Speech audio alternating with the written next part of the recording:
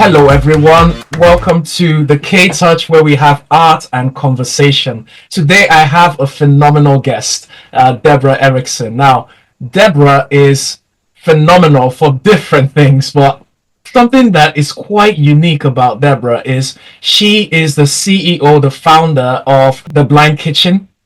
Now, the Blind Kitchen provides adaptive culinary guidance and skills and materials to people who suffer from vision loss or impairment of some sort. And I came across her profile on the internet, and I said to myself, I really had to have her here, because when I read of what she was doing, I was just blown away by it. So we're going to be having a chat about it and how she's been able to successfully establish such a brand. Debra, welcome to the K Touch. Oh, thank you for having me, and thank you for such a lovely introduction. I'm just saying the facts. It's literally the facts. I was blown away, but we're not going to jump the gun here. The audience is going to understand why I'm as excited to have this conversation right now. But let's just kick on. Let's just start this off. Who is Debra? Introduce us to who you are. Yes, well, I am Debra Erickson. I am the executive chef and founder of The Blind Kitchen, where we provide adaptive culinary tools and cooking strategies for people with vision loss who want to cook. Now, I also am blind, and I have retinitis pigmentosa, and I learned all of this stuff the hard way, but I figured it out. I went to culinary school as the only blind student, and so I had to solve a lot of problems, and that's how The Blind Kitchen came to be. I wanted to share what I had learned, because I didn't invent all of this stuff. I just learned about it, and now I'm making it available to a wider audience. Wow. So we're going to come to how you, first of all, made that decision to get into culinary school, first of all, because I've read a few things. I know you were once into teaching, but let's start with how this all started for you, encountering vision loss. What was that like, and when did you first notice this was a something you were experiencing? Yeah, it's a good question. So I was diagnosed when I was 28 years old. We didn't know. I'm one of 12 kids from Indiana, and I have two brothers with the eye disease as well, but there's no family history of it. So my parents were apparently recessive gene carriers, and it showed up in three of us. But when I was young, I had astigmatism in my left eye, so I always had to wear glasses, and I hated it because I was a tomboy. I wanted to climb trees. They don't stay on your face very well, and I'd get into all kinds of trouble because I'd leave them at the base of trees or put them on the bumper of the car, and somebody'd drive off with it.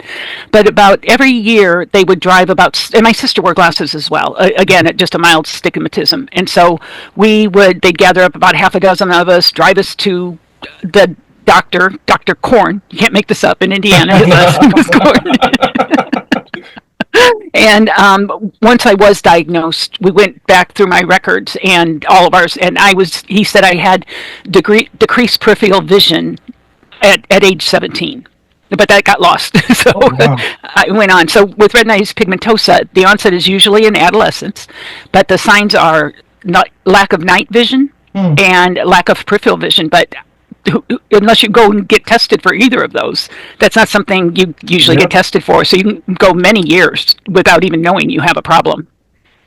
Okay, that's an interesting one. And then I can only imagine how it had to be for you to cope with those changes. I mean, physically seeing it happen.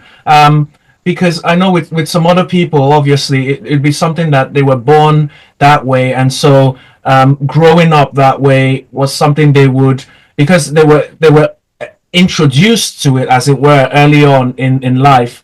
I don't know what kind of adjustments they would have had, but with you, I'm just trying to imagine what it was like losing vision after getting so used to it all and still being able to pull through that.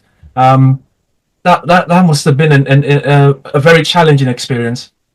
You know, it comes and goes. The challenges do. You know, with my mood, it comes and goes. It of course never adjusting to any type of disability or lesser ability than you used to have is going to be hard for anyone, regardless of what that is. Yeah. But like you said, when people are born with vision loss, and people know it's part of their identity. This is who I am. Blindness was not vision impaired was not part of my identity, and I didn't want it to be. I fought it for a long time because I could fake it without using a cane. But people were refusing to serve me in bars because they thought I'd already been drinking. It's like, no, yeah, but I just No. can't see. But if you're Wow. not carrying a cane or something like that, how can they know? And they're just going to, that's what we do as humans. We make up stories for Mm. things that we don't understand. And Yep. so I finally did give into it in my early 50s Okay. and started my blind skills training and stuff like that. So I've got to say, and then the third way to lose your vision is suddenly overnight, like in an accident or a botched Yes. operation or something like that. And whether I were to be born blind or lose it overnight, I can't Mm. talk to those experiences because Yep. they aren't mine. Yep. But Yep. but it just comes and goes like the weather. Mm. Mm. But now this is where I'm fascinated. You have for a great percentage of your life, a great amount of your life, were involved in teaching, interpersonal teaching, one-to-one teaching, and then now fast forward, you are making this movement is how I like to see it, with regards to access for people with visual impairments, and having that support system with culinary skills and all of that. How did you make such a transition? Where did that all come about? It's a good question, and I would say it's like you being an artist. It's just a passion that's born in you. I am creative, but art was never my medium. Hmm. Food is now. It's a fun one, but I have teaching is what comes natural to me. I love to teach, and I like to teach adults. Not to have anything wrong with kids, but I don't want to do the discipline. I want adults That's that fine. want to learn. Yep. I've got a low hanging fruit. I'll take it. So I had taught professional writing and I had taught mediation in my past, and I knew I didn't want to go back to teaching those because I had a certain way of doing it, Hmm. and I knew I'd be very frustrated if I had to modify it. I loved the way I did it. I didn't want to Okay. learn to do it a different way. Hmm. So when I was taking a cooking class under Sleep Shade, where they completely blindfolded me, I was not a good cook. I could get by, but it wasn't a passion for me. Cooking Yeah. was not, teaching was. So I was in the kitchen and being trained on how to do it without vision, and I thought I'm enjoying this. I'm having fun. I mean, of course, I was terrified Yeah. to use an oven and a stovetop Yeah. before I was able to master it, but I enjoyed learning different tools and things, and so I thought I can teach cooking. I'd like to do this. That's what I'll get a job doing this. And then all of a sudden I realized, wait, you don't know how to cook. You can barely get by. How are you going Oh to teach wow. other people, and specifically people with vision loss, how to Yeah. cook? And so that's when I thought, and I'm very skills based. So I thought, Hmm. where can I, because to me at the beginning of it, the teaching cooking, it's all over the place. Different cooking methods, different Hmm. tools, different history, art, science. It's all of that. And I was like, I don't know how to put this into an organized framework, but Hmm. somebody already has. And those are the culinary Yeah. educators. So that is how I came to want to go to culinary school, so that I could Wow. understand the framework and have an organized way to present the information Oh to wow. my future students. Yeah, that's how it came to be. Well, how It was wasn't a it? straight path. So, what was the how long did it take between when you'd gone to your first experience with cooking and learning it formally, and that decision to actually branch out and do your own thing? Yeah, well, here in the United States, I don't know how it is in the UK, but we Hmm. have vocational rehabilitation programs. Oh. And in order to get the extensive training that provides, you have to agree that you're going to go look for a job. If you're a retired adult that's lost their vision, you don't want to work, you have access to different services. So this is about getting people into the workforce, because about 70% of people with vision loss are unemployed. It's a very high percentage, and I didn't know so there's that. Hmm. yeah, it's really high. So there's and we can go into the reasons for that, but there's a strong focus on getting people prepared to go into the workplace with Wow. whatever way and accessibility and things like that. So I knew I wanted to teach something, but I didn't know what. And so that was so I knew I was vocation oriented. I just didn't know what I wanted to do when I started that training. So I was probably about a year, maybe a year and a half into the training when I set myself, I said, I think this is what I want to do. I want to give it a try. Yeah. Oh wow. And now you're doing phenomenal things. I've watched a number of your videos on YouTube. I've seen some of your interviews as well. I've read your profile, seen some published material on Google. So I can't see where this thing is going, and I'm really excited about it. And honestly, I can't wait to hear the many things that are going to come out of this. But let's just move a bit further. The blind kitchen itself. I know you've talked a bit about it already. Tell us a bit about what the vision is. So you're going into this, um, encouraging, motivating people, making the necessary tools and materials available to those who suffer vision loss. But is that the ultimate aim, or is there something else that you're looking at? So I have a couple of things that I want to come out of this. First of all, my customers, the Blind Kitchen provides accessible tools. We have over 90 of them now, Oh, but they also provide information and tips and strategies that yeah. don't cost any money that people can just access. Hmm. The people that come to me are people that want to cook.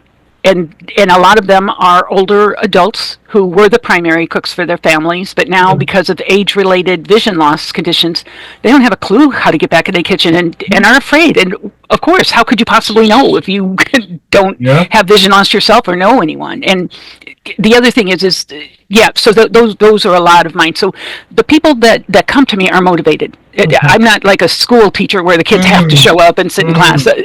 I've got a very welcoming and lovely audience out there. I, I'm trying to remember the second part of your question. Oh, Yeah. where So it wants to go. yes, yes. Okay. Well, if people who have vision loss, not all, of course, but many of them are very socially isolated.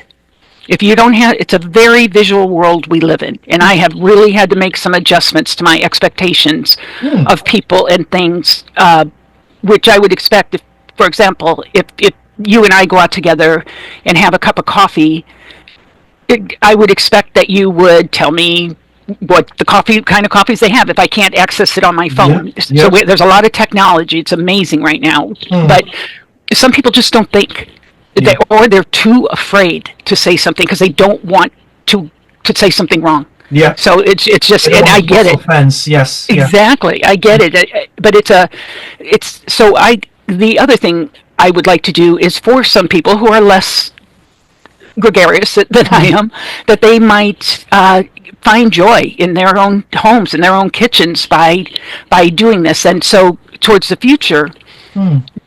dining together is a very social activity. It's a It is. bridge between people and cultures and storytelling and history. All of that happens around a kitchen table, or it's a common experience that somehow I can reach people that are isolated or feel lonely Yeah. through food, like having cook-alongs, or I don't know exactly what I can do to do that. I kind of we serve people when the orders come in. We send or phone calls come in. Whatever we take care of them one by one. But I'd like to figure out a way to create a community around cooking with vision loss because there's a Hmm. lot of us out there. There's a lot of us out there. Yeah. And I mean, just what you said, that's really good about how you can guide people who maybe through, you know, old age and just growing up are slowly losing their vision, and just giving them that support in itself instills a kind of confidence. And when you were talking, that just came to my mind as well was that independence.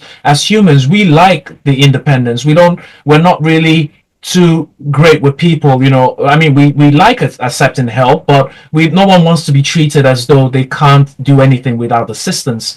And you know, with what you're doing, at least people would get this confidence and know, oh, well, in this aspect, at least in the kitchen, and concerning this dish A and B and C, this is something I can do once I have the tools to support me. So that's really, really inspiring. It is. But tell me about the challenges you've faced with the career you're pursuing now, this direction you're going with the culinary arts. What kind of obstacles do you think you faced, or someone who might want to be in your position, learning their way around the kitchen and around, you know, cooking with vision loss? What kind of challenges they would experience? I think it kind of the same challenges anyone learning to cook would be, the science of it and the art of it and all that. The most difficulty. So I wear two hats, a chef hat, and then I wear a business hat as well. And the business end of it has been the harder one for me, because it's complicated, and you can't rest for that, as you know, with your own project there. So so I think in the kitchen, if I had to say, my biggest barrier is actually time. I'm slower now. I can't just glance and grab something. I have to be very thoughtful. Well, we have towel clips now, which is a different story. But before, when I would set a towel down on the counter, and I'd be very careful of where it was, those Irish fairies would come and throw it on the floor. I'd go back for it, and I'd usually find it when I step on it. So but now I had to figure out an answer to that problem. How am I going to do this? And it could be, we've got these towel clips that you clip to an apron, but it could be as simple as a safety pin. Mm-hmm. It could be as simple as a safety pin. Going through your belt buckle, or going through the belt loop, or going through your apron or clothing, and now your towel's going to travel with you. That solved that problem for me. So that's one example of how, when I found a challenge in the kitchen, I tried to find a way to make it easier for myself first, and then so I can practice it and refine it and make sure I got the best model or the best whatever. And truth is, I love doing that, so it's all good. I'm going to quiz you a bit about the business aspect, because I find that fascinating. But looking at you, when you're doing the presentations and you're filming and all of that, I didn't even know, because I saw your videos before I even looked up your profile. So I couldn't even tell that there was a vision impairment. I couldn't tell, That's so interesting. No, wow. Really, I couldn't tell. Yeah. I had to ask myself, is this really someone who has experienced vision loss? Because you look so confident behind the kitchen bench, and you look like you've got this whole thing organized. And if that is the case, even with experiencing vision loss, I can only imagine the quality of training that you're going to bring to people who would like to experience that as well. So I was just going to put that out there. It was phenomenal seeing some of the videos. Well, thank you. I have an excellent videographer. His name is, I'm going to give him props, Edgar Garcia Chavez of Neo Creations, and he's a perfectionist. And it's so funny. So when I'm doing the videos, he sets it up, makes sure the lighting's right, and there's different cameras in the studio, and they set a really bright light up. And so I'm not looking at the camera. I'm looking wherever that light is, because that's what I can see. So that's how I know where to look. Yeah. And we were doing like the measuring spoons, and we have to do the takes like 5 times just to get the right footage. And he'll come out and he'll rearrange everything just so on the work tray in front of me. I'm like, Edgar, this is not what a blind kitchen looks like. So we do it with smoke and mirrors, is what I'm saying. Yeah, well, I'm sure he's a very patient fella for him to still be able to make adjustments, because that's what it's about, really. You've come out to us and said, you don't have everything sorted out. It's been a journey for you. It's like trial and error and seeing what works, and then picking the best fit. So tell us a bit about the testimonies, because you've told us, people come in, and you've guided them, you've provided materials. What's the kind of feedback you're getting? The one that makes me the most emotional and really touches my heart are people who say they've been able to regain their identity. And those cooks. That's probably why I brought it up before. I wasn't conscious, but those are the ones that touch my heart. There's others of people that were never allowed in the kitchen growing up. And it comes from a very good place from parents. I don't want my child to get burned. I don't want them to get cut. And I don't know how to teach them if they can't see what's going on. And so those are the other ones, those people that were never allowed in the kitchens. And somehow, but most of them are really good at technology and stuff, so they can find me where their parents probably can't. But they can find me. And then now it's like I know I can cook in the kitchen. I just didn't know. And it comes from a very good place from parents. But if they don't know, and that's the other population that I'm trying to reach, are people that want to know how they're to teach their children to cook, because I can't put up videos for children to teach themselves how to cook. I'd be sued out of town. It would be terrible. But parents can teach their children how to cook in their own kitchens on their own appliances, which there's such a difference between all the different kinds of appliances, the knobs versus buttons versus flat screen. There's not one answer. There are usually about 12 right answers for any challenge. Yeah, and that's what I'm hoping. I'm hoping that at some point that your message and your reach. I'm hoping it extends to agencies that provide services for people in experiencing these kinds of situations as well, as a way of, because we all need the motivation. Some people would never know that such things were possible until someone brings it and introduces it. So that's really where my excitement is coming from, just knowing that there are people to be reached out to this who would, like you say, just gain back their identity, their level of autonomy and independence and confidence as a result of this. So I'm really excited about it. A bit about the business angle. Was it something that took a lot of effort to establish? So you've told me about a bit of the trial and error, and did you ever get to a point where you were like, I don't think this is going to work? By the time I got to that point, I was too deep in. I like that. I was too deep into it. It felt like, like I was, it's a compass, it's facing north. This is my path, and and in spite of the challenges, which everyone has challenges, it's been worth it. But probably the more difficult ones is how inaccessible the world can be, especially the world of computers. It would not take that much for people. So my computer has software, and my phone and has screen readers on them. Basically, when something comes across the screen, or I direct it using keyboard commands and shortcuts to navigate the page, it'll tell me what's on them. But there are so many websites and forms, like for becoming a vendor or whatever, that I need to fill out, and it'll say button. I don't know if it's the pay button. I don't know if it's go to the next page button. It's completely inaccessible to me, even with the screen reader. And so, but if the company just have to put in a little line of code that says it's the exit button or next page button. So that's one thing that some of our national organizations are really pushing very hard for, demanding that of. And things like the film industry, they have been very accessible to us in recent years with audio description. So for a lot, especially things like, I'm just going to name the names that I'm familiar with, like Netflix and Hulu and Prime. All those shows that they have are often audio described, where when the characters aren't talking, they never talk over the characters, but a professional voice will tell me what's going on in the background. It's terrible. Don't watch violent shows, because it's worse to hear the violence that's happening. It's awful, because then your brain makes up the pictures. But so I've got to say, the movie industry has been very, not all films are audio described or anything like that, but many of them are. They've really responded, in spite of the fact that it being an extra cost for them.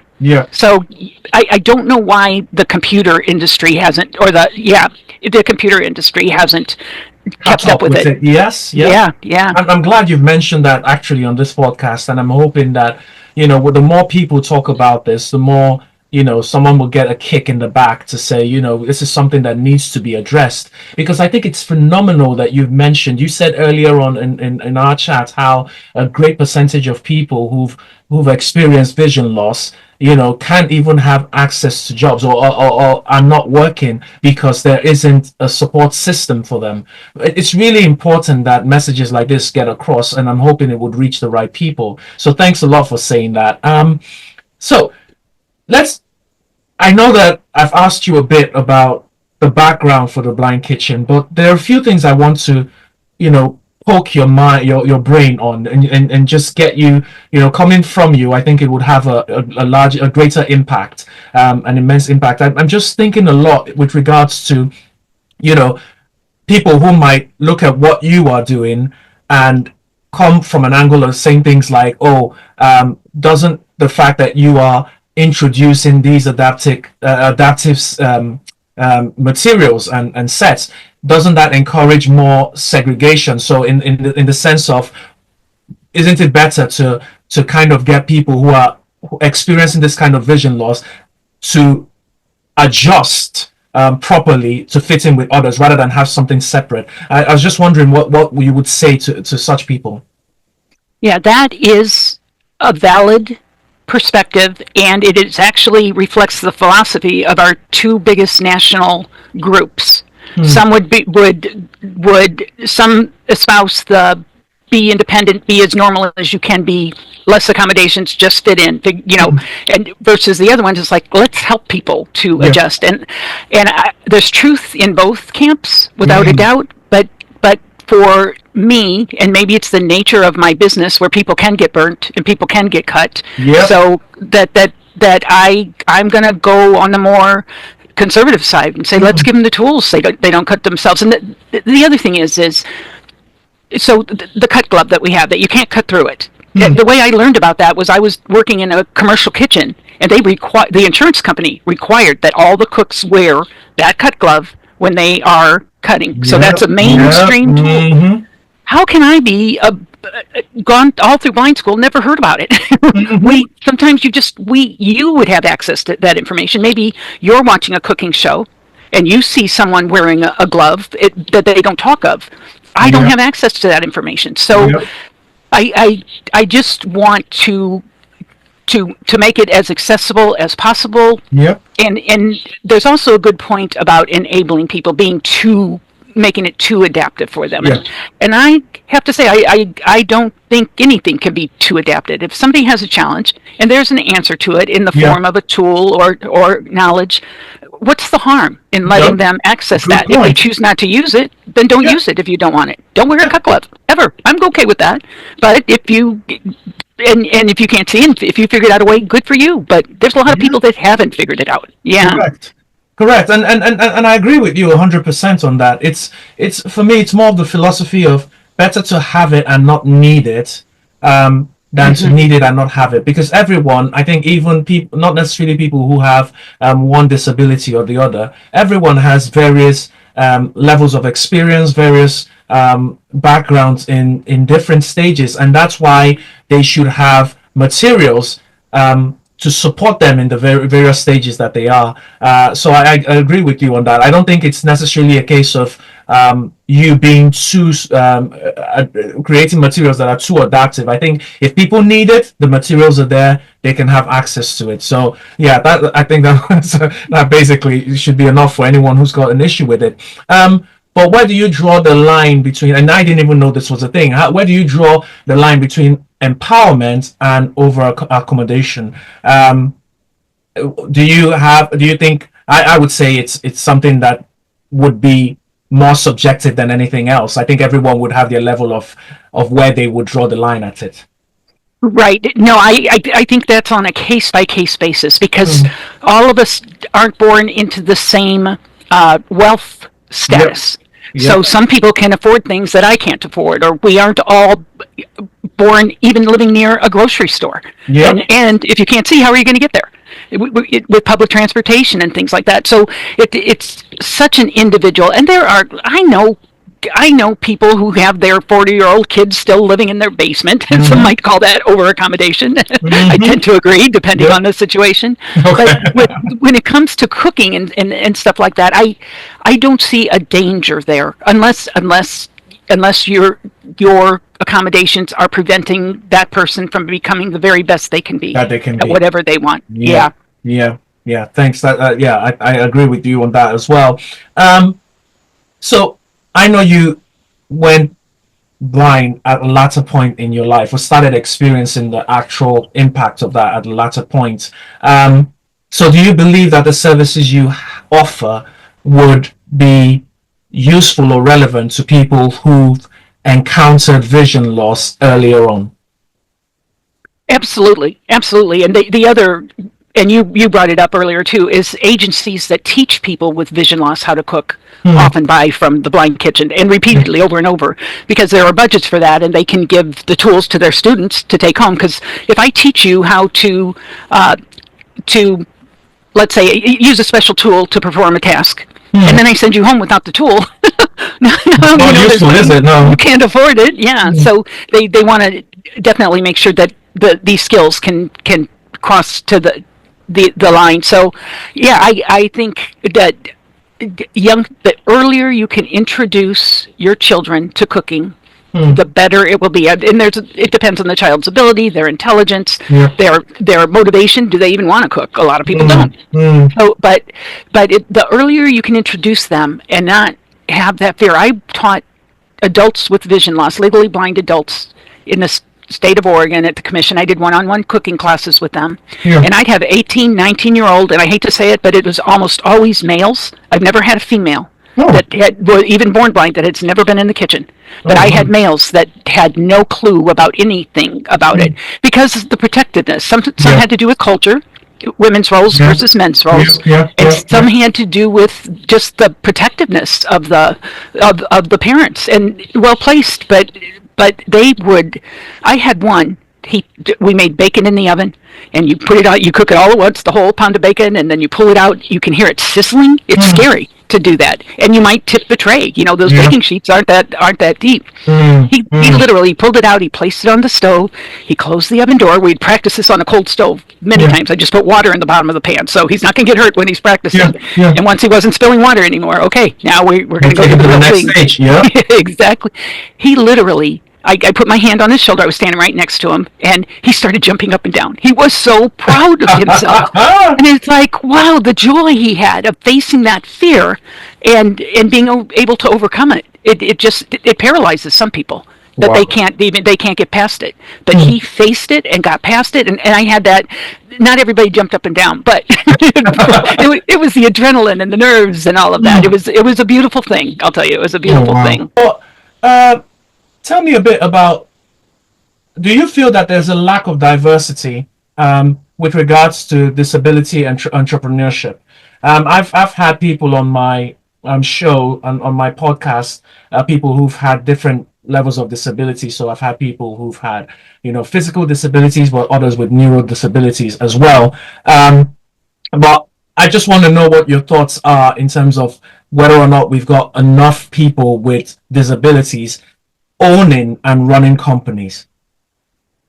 I really don't have any data on that. I know there are not a lot of blind entrepreneurs out there that I know about. There are some, and some of them are very good and very successful. And of interest also, podcasting is a blind thing.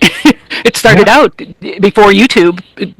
It was just all audio, just like radio, but interactive. So it's out there, but it's not just like anything. It's going to be harder. If I can see, I can hear, I can walk, I can drive, my life is going to be easier than somebody that can't do any one of those things. So there's going to be challenges. You have to surround yourself by the right people that believe in you and will go through the hardships with you. But I don't know. Just keep one step at a time. Yeah, but you've mentioned about the support. I really, I find your story fascinating. Tell me a bit about the support you've gotten in terms of personal support. I know I've heard you mention, I think it was on another podcast, about a mentor, the role the family has played as well. Can you share a bit about that? Yeah, well, I'm married. And my husband can see and drive, and he helps all the time with the blind kitchen in terms of packaging and shipping and stuff like that. And the other nice thing is he stays out of my way. That must be difficult to do. That's true. It's true. He can see me coming. It's okay. But he lets me make the business decisions because I'm closer to it than he is. And plus, he's a retired railroad engineer. He thinks I'm crazy. So he's good. And I have two sons that are very, both have been entrepreneurs at different times. My youngest son still owns a company. The older one had to let it go, but he's very supportive. And then my brothers and sisters, in fact, the two brothers with RP are also entrepreneurs. They're inventors. They both do, they work closely together. We talk almost every day. One's in Indiana, one's in California, and I'm here in Oregon. But they've invented a couple of things for the blind kitchen or adapted it. And so, but the other support that I have specifically for completing business tasks, I'd be remiss if I did not mention my team. I've got a website designer made the website really clean. You don't see any pop-up ads. There's nothing to distract because. Yep, I've heard you say that before. Yeah, Oh my goodness, aren't you? I am very proud of that because it's so frustrating to try and navigate a site. And so you have a cursor that you move around with your mouse or your touchpad. Yep. We have a virtual cursor. It's literally what it's called. So when something pops up, it gets the cursor's attention. And now whatever I was reading is gone. I've got to try and find it again. Tab, tab, tab, tab, tab. So it takes forever. So then I also have my videographer, editor. I spoke of him, who also is a photographer as well. And he's the one that does like all the thumbnails and edits all the videos. And then I have a marketing person who puts out a newsletter and also does like along with Edgar, they both manage the Facebook and I almost said Instagram accounts. But another key player on my team is called their services. I think you're going to enjoy this. They're called visual interpretation services. Oh. And what they can do is I call them. It's very simple access. And it's called, I'll tell you about the first one, Be My Eyes. It's run by volunteers. It's completely free. You just have to sign up with your email to get through, and then I can call them and say, what color do my shoes match? And they can direct my camera on my phone to look at my shoes. Oh, wow. And tell me, or can you tell me what's in this can I'm holding? And they can turn it a little bit. Oh, there it is. Okay. Oh, that's cream of mushroom soup or whatever. Wow. But then there's a paid version of that, which you have to pay for. It's called IRA, but I could not have run this business without it. They not only can they do exactly those things I'm talking about, but let's say I'm looking for a specific type of an item, and it needs to be a certain shape, certain size, made out of a certain material. They can go on their own computer, wherever they're working from, and look it up and say, oh, this looks like exactly what you want. And then they shoot me a link to my email, and then I can purchase it myself without giving them my information or anything. They also can remote into my. Good. It is. They can also remote into my computer. So if I'm having problems with something, and I usually am on the computer, they will. They can remote in where I give them permission, and then they can help me fill out those forms and stuff. They take over my computer. I can still hear what's going on because of my screen reader, but they help me fill out those forms that I can't fill out, and also to help do things quicker because I'm so slow at things. It's worth it to pay them a couple of dollars when it's going to take me an hour. My time should be used elsewhere, teaching and that sort of thing. So that's been a key service. So the other thing is about the IRIS service. They are bonded. So even if they see my financial information or whatever, I have a legal protection. I have no idea who's on the other end of the phone with the Be My Eyes. And I'm so grateful to them. So I do a mix between the two. If it's not something really sensitive or something that, just identifying something or something like that, I'll call Be My Eyes. Wow. It's a great service. Okay, these are all new, and this is why I'm really glad I'm speaking with you, and I'm hoping that people would, because information is power, right? And it's really good when someone who's experienced this is able to share these tools and say these are available, these are this is the assistance I'm using, and these are the materials that are available on my website that can make your life a lot easier. So thanks a lot for sharing that. Tell me a bit about tech and smart kitchen options such as ovens and microwaves. I didn't even know these things were a thing. But how do you have any experience with this? And is it positive so far? What's the vibe that you have about these? Setup can be difficult. Sometimes you need eyes for that, but you can use your phone to get eyes on it or to mark it, like using bump dots or some kind of tactile information so I can run it the next time when you're not there to help me do it. So getting it set up is usually the hardest part. Using it is fabulous. Like I have my microwave convection oven combination. I tell my smart speaker, preheat the smart oven to 350 degrees. Nice. Preheating your smart oven to 350, and you can hear it start up. I can be across the room. The same thing happens with your humor, but that was my deep voice. But I run my air fryer that way. The other thing, artificial intelligence is simply amazing.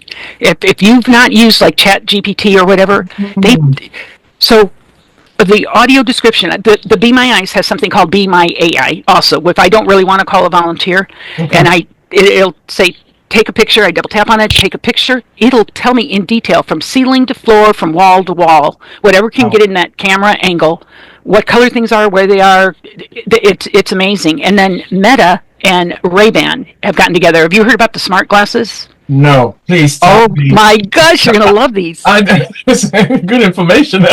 Oh my gosh, so these were not made for blind people, but the blind they've caught on fire. Then there's more than one version. This is the one I know about because it's the one I purchased, and it's a pair of sunglasses, and you can also get prescription lenses put in, and they're high quality because they're made by Ray-Ban, so it's a good name. They're well made, but they have microphones somewhere. No. I think they're just below the nose. Oh yeah, below the nose piece.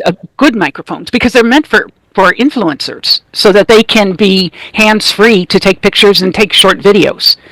It's all and then the sound comes, you know how the arms come around your ears? Yeah. It's kind of like bone conduction, that the sound, I don't have anything in my ears like my earbuds or anything like that. But I'm still getting very clear sound, and then the camera is located in the front of the right lens. So I can either take a picture physically just by pressing a little button. All of that communication going just to create a mental picture of what you need. Of what I'm looking at, yeah. And the other thing is the right arm of it is actually a touch screen. I can turn up the volume, I can double tap it to answer a call, I can turn down the volume by swiping just like you would on your touchpad.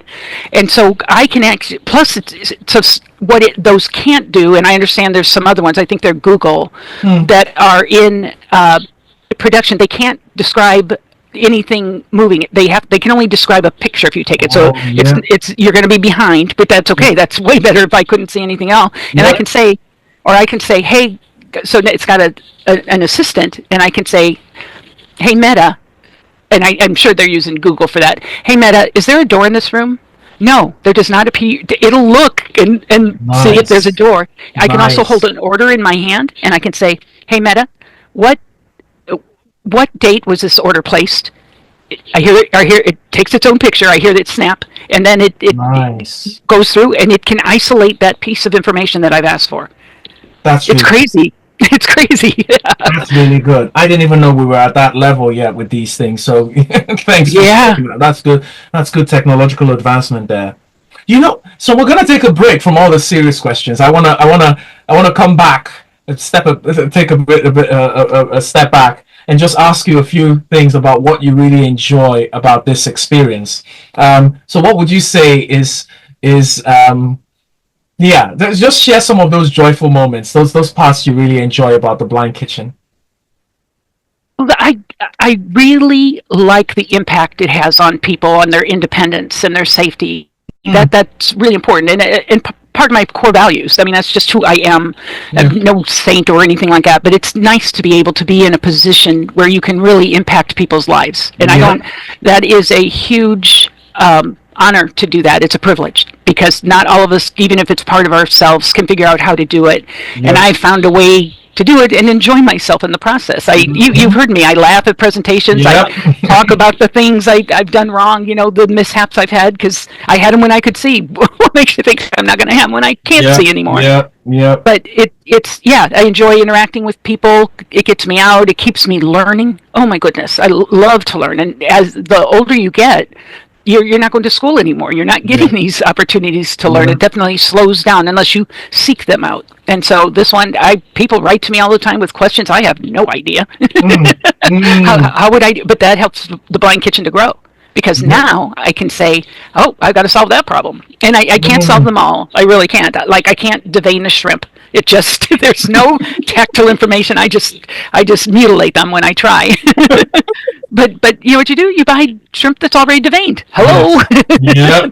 There's generally an answer one way or another. Well, I have the joy of pulling that little intestinal thing out. No, that didn't bring me joy anyway when I could see. Wow. So, I just really, the more you say this, it's just wonderful. And I'd really like to see you in action, just doing it. And that would just be phenomenal to see and watch. But tell me again as well, do you have any favorite meals you would like to prepare? What's your go-to dish, for instance, the one you love doing? Well, it changes all the time, but I'll tell you about a recent one I did baked radishes. Nobody bakes radishes. We always put them in salads. I I don't know where that came from, but it did. It came into my brain. We're trying to eat healthier here. And all I did was cut off the stem end and the root end, and then I did them just to begin with in salt and pepper and olive oil, and then I roasted them. Oh, I also cut a little bit into it because I was afraid they might explode. I wasn't sure. Oh, wow. I've never done it before, you know. Baked potatoes can explode if you don't pierce the skin. Yep. I thought this is a pretty dense vegetable. I probably ought to be on the safe side. And he turned out really, really good. Yeah. Wow. But I like doing things with, I'm not a big baker. I can bake, but my happy place is more on the stovetop where I'm doing like chicken marsala or something where I'm adjusting or a curry where I'm adjusting the different spice combinations and stuff. And I tend to focus on just one.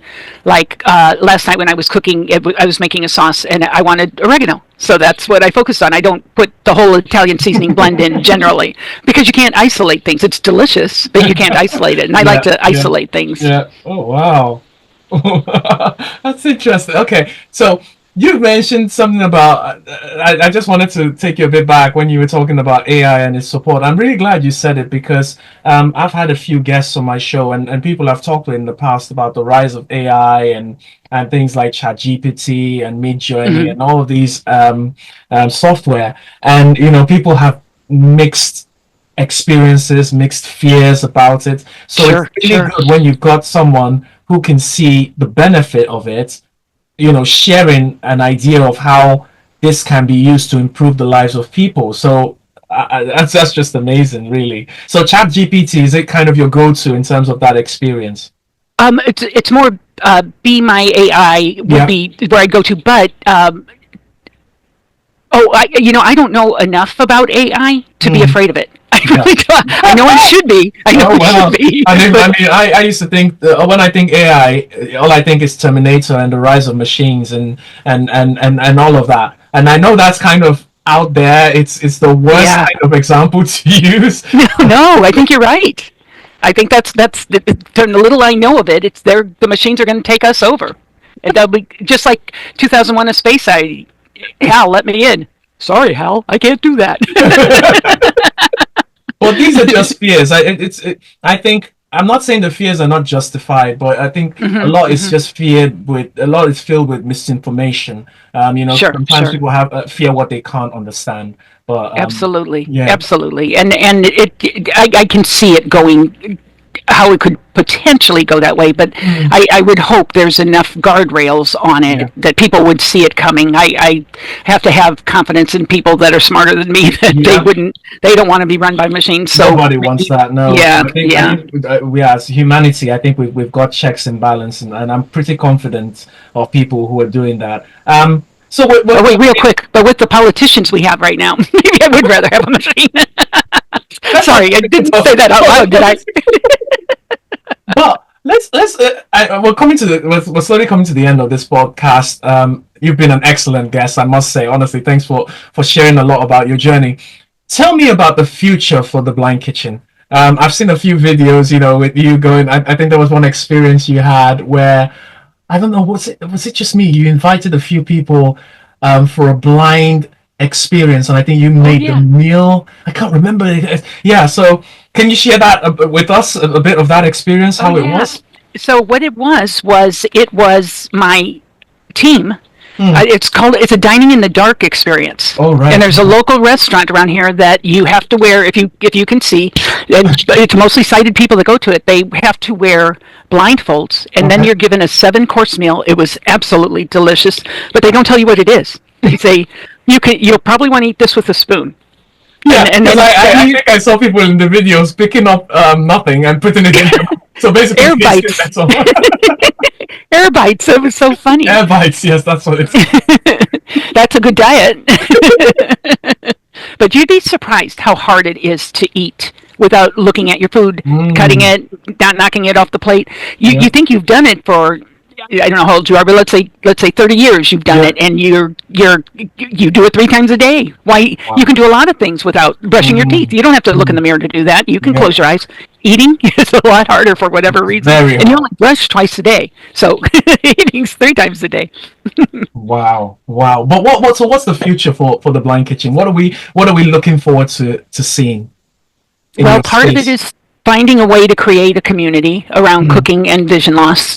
That there's a core group of people there that would love that, and nobody's done that yet. And I'm not sure how to do it, but when I have time, that's where it'll go to. Wow. I'm writing a cookbook. I was going to ask that. Really, that was the next thing I was going to ask. Yeah, okay. Okay, yeah. So I'm writing a cookbook. I do a newsletter, and I put a recipe in it. So those I'm thoughtful about which ones I choose, not only for the season or the month, but also what am I missing in that cookbook collection? So, and I don't know how to publish a cookbook, so we'll have to see how that goes. So and adding tools as I need them and problem solving, and I think that's it. Yeah. Wow, that's already a big one. Really, just all of those things, just juggling every single one, and I'm sure you do fabulous. Just establishing something like this in itself, honestly, you've got my respect, complete respect. Well, thank you. It's probably not as well deserved. We try and make it look invisible, but wow. It's been an interesting journey. Wow. Don't always get it right, but we get it right enough of time to stay in business. So. Yeah. So finally, just share some advice with people suffering with vision loss. In terms of pursuing passions. I mean, talking from your experience and all of that. What would you say? I would say find out what your true north is. What turns you on? What would get you out of bed to do it? It's probably not cleaning bathrooms. That would not be something that you'd jump out of bed and say, I'm glad to be alive in here. But everybody has some type of a joy or a passion or whatever, and then find a way to get paid for it.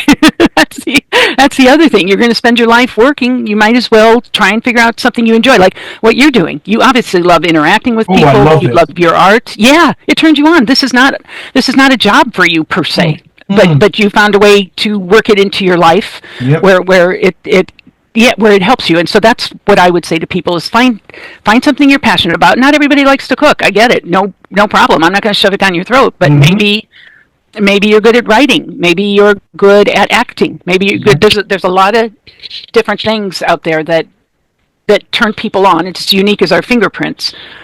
And then figure it out, and you have to reach out. You can't know everything about it, especially, and this is true of anything, but especially if you have a disability that's going to become between you and the goal, or you perceive that it's going to become between you and your goal. Maybe your perception's off. Maybe there's information out there. I love podcasts. I don't have to see them. I can just listen to them, and I know I'm going to get the information I need, and that I'm not missing information. If it's a video podcast, which they have a lot of those now, I don't know when I'm missing information, and sometimes it makes no sense to me because it is. So especially with vision loss, just start checking out podcasts and stuff. You'd be surprised at what little gems are hidden in them, but you've got to seek it out. It's not going to come to you. Yeah, thanks for sharing that. Really, really, really, really excited about what's going on with the Blind Kitchen. Like I said, I had to have you here to talk about it. But while we were having this conversation, I said to you before we actually started that one thing your story and what you're doing inspired me to do, and this is what I'm happy about. The fact that when people like you do what you're what you want to do, what you're motivated to do, then you see that cascading effect because it impacts others as well. So how has that impacted me? It's caused me to start thinking in terms of my art, how can I make the art more accessible to people who experience some vision loss? So I know you would have probably difficulty seeing what I've done, but I'm going to show it to the camera all the same. But I'm also going to make it accessible to you. I'm going to send it to you in an accessible format, in a fun way, and I hope you'll be able to appreciate the art that I've done. I tried to make a portrait of you, and it has gotten to a level that I'm quite proud of it. It's not a splitting image of who you are, but I think I've done a good job. So for everyone you got me curious. Well, yeah, that's how I want it to be. I want you to be curious. So for everyone who's really, well, you know what our podcast is about. So I am done with making some art of Debra, and this is my image of Debra Erickson. Now, it's not a perfect one. I know she's obviously more attractive than this, but I have made something, and I tell you what I'm going to do, just to let everyone know. I'm going to fill this image with glitter. I am going to make it, fill it with sensory sensations so that you can appreciate exactly what this image is, and then I'm going to find a way to get it across to you, Debra, just to say thank you for being an amazing guest and sharing your story with me. Well, thank you. Can you kind of describe it to me? Good. What is it a what is So this, what we have here, Deborah, is an image of you, and it is the image that I have in front of me with your logo next to it, where you're smiling. It's got everything in it, but mostly your face. And what I want to do with this image is I'm going to cover your face, the aspect of your skin. I'm going to cover that with glitter. And then hopefully cover it in such a way that you can feel the contours and know exactly what's going on. But yeah, a general portrait representation of you that I've obtained from your logo with the blind kitchen. That's what I can have you give here. that sounds fabulous. Can you give me a facelift too? Can I look 30?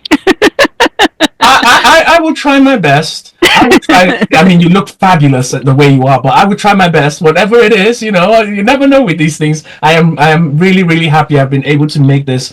But even more excited that I've had this conversation with you. I know that you're going to go places with the blind kitchen, and I'm pumped that I'm going to in the grand when people talk about the blind kitchen. I'm glad that it will be recorded that I had a conversation with you. Well, thank you. It has been such a pleasure. You are such a joyful person. It's just nice, easy to talk to, fun conversation. And you also, I had told you earlier, your questions are so, you didn't walk on eggshells. Sorry for the bad pun, but you went right to it and just asked questions that a lot of people would be afraid of offending to ask because it's politically incorrect or Yeah. it's choosing a side of a political perspective. And Mm. I think I appreciated those questions very much, and I'm glad you had the courage to come forward with them. Oh, I'm glad at least that you know, I think with some of these things sometimes it's really hard to judge how people would receive these. And I really came to this podcast to engage with you with the best intent because I wanted to know, and that's why I have these conversations with people. I come in with a clean slate and I really want to learn.